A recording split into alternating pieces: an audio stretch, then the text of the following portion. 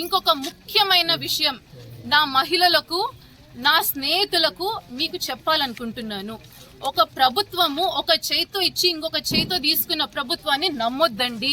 ధర లేనిది, డీజిల్ ధర లేనిది ఏ రాష్ట్రం, మన దేశంలో ఏ రాష్ట్రంలో లేనంత ధరలు పెరిగాయి మన ఆంధ్రప్రదేశ్లో.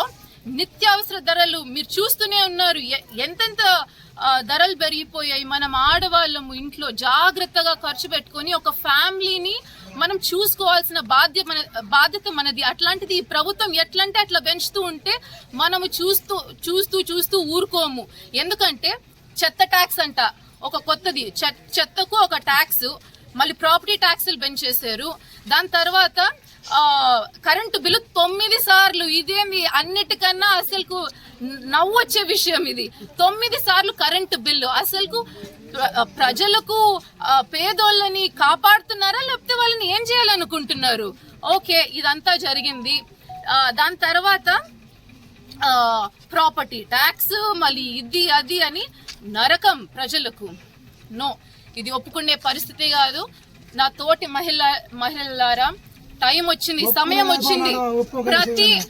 ప్రతి మహిళ ప్రతి గడప నుంచి కదిలొచ్చే సమయం వచ్చింది. లేసి రండి, నా వెనకాల నిలబడండి, ఈ ప్రభుత్వాన్ని దింపుదాం. ఇట్లాంటి దోపిడీ చేసే రాజకీయ నాయకులకి ఒక బుద్ధి చెప్పే సమయం వచ్చింది.